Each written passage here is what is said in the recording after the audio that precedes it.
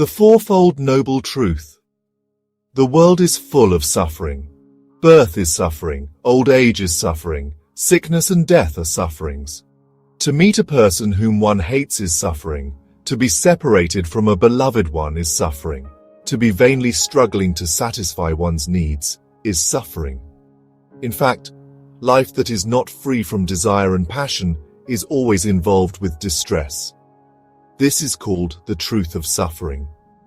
The cause of human suffering is undoubtedly found in the thirsts of the physical body and in the illusions of worldly passion.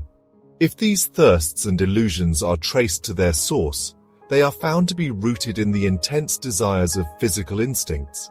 Thus, desire, having a strong will to live as its basis, seeks that which it feels desirable, even if it is sometimes death. This is called the truth of the cause of suffering.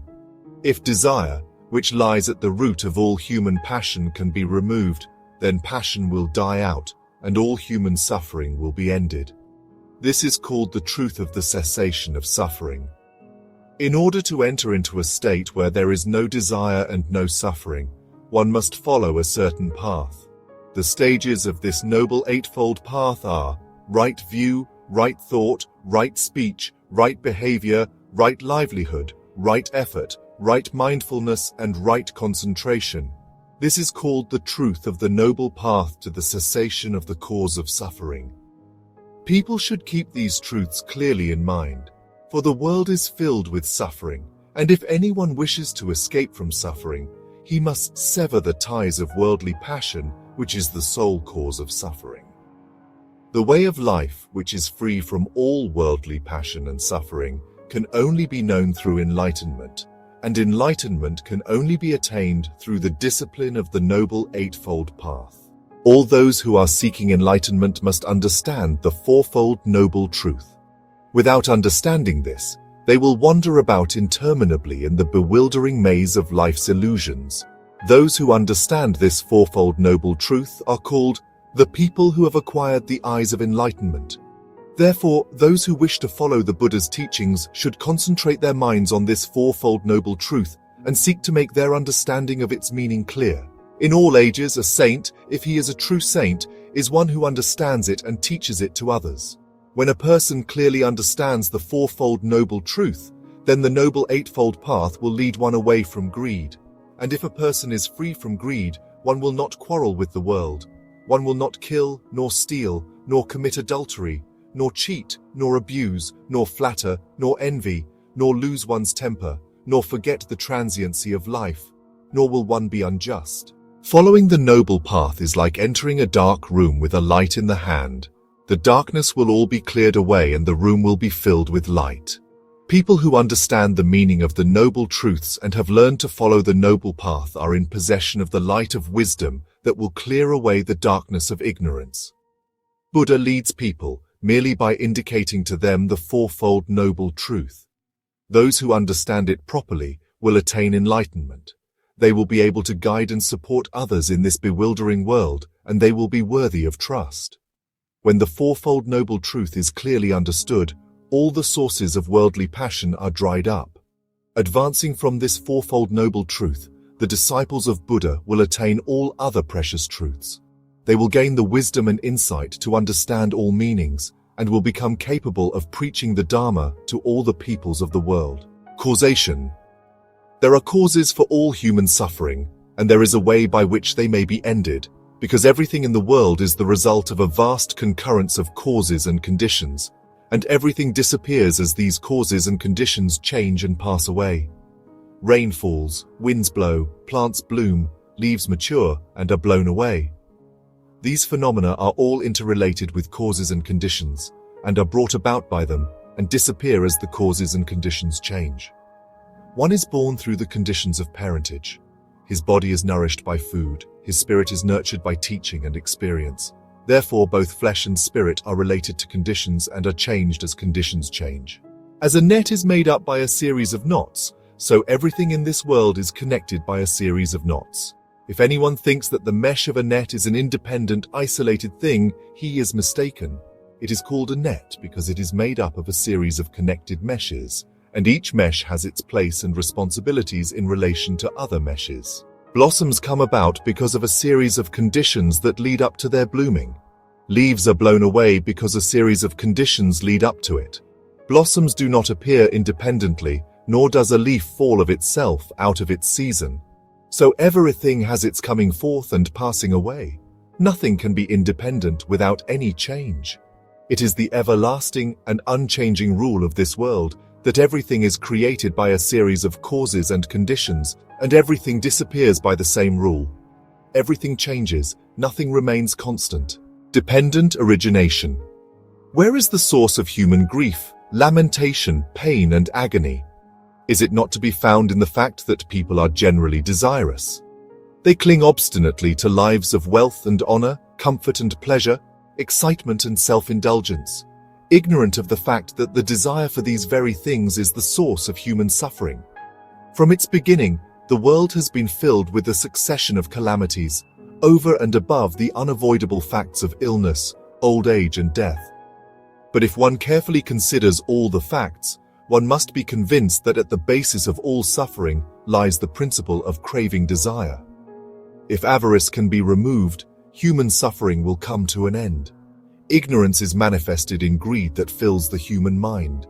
It comes from the fact that people are unaware of the true reason for the succession of things. From ignorance and greed there spring impure desires for things that are, in fact, unobtainable, but for which people restlessly and blindly search.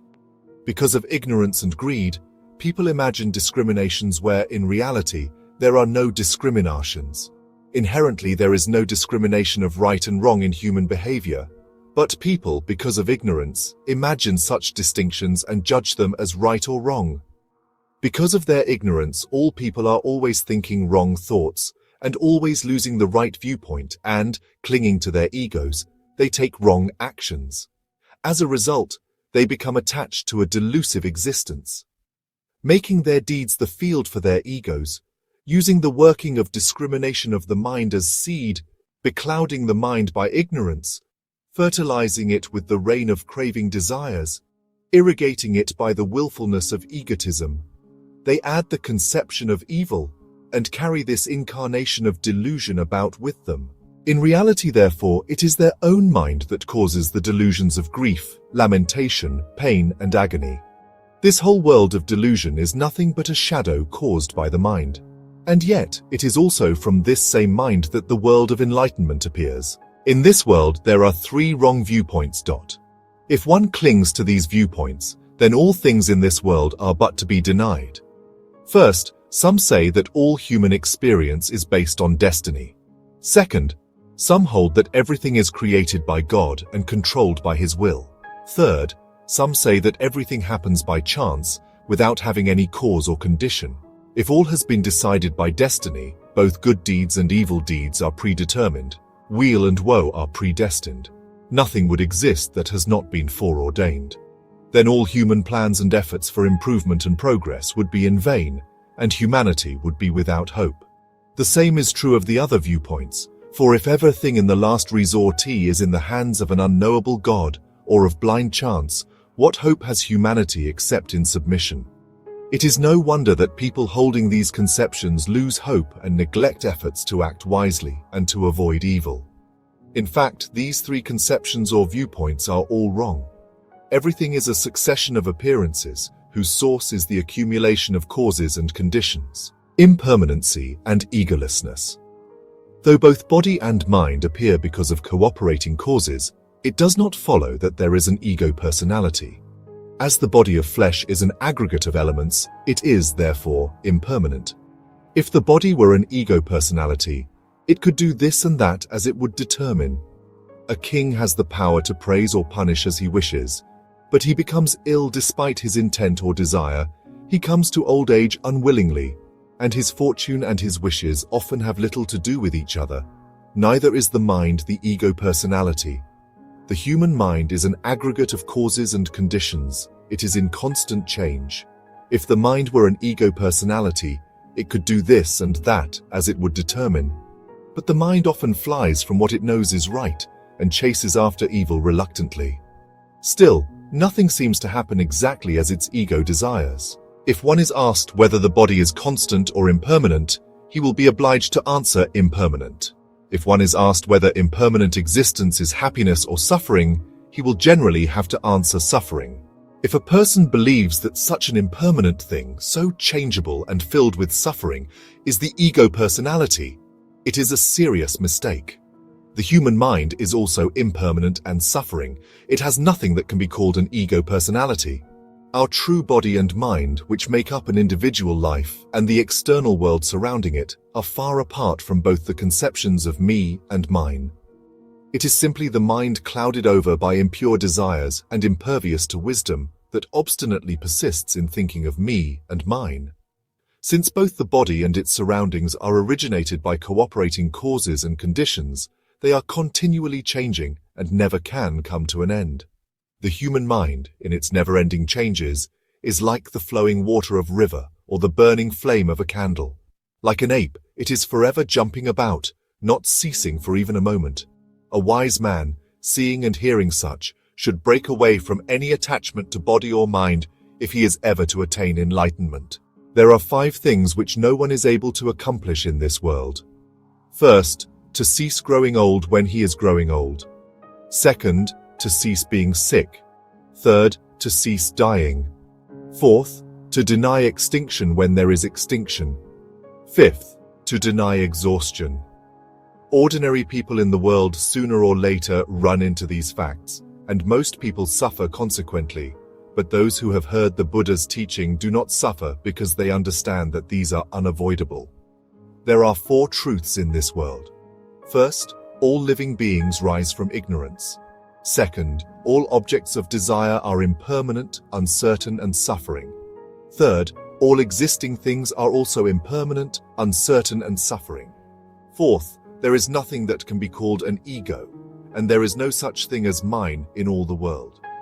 These truths, that everything is impermanent and passing and egoless, have no connection with the fact of Buddhas appearing or not appearing in this world. These truths are certain. Buddha knows this and therefore preaches the Dharma to all people.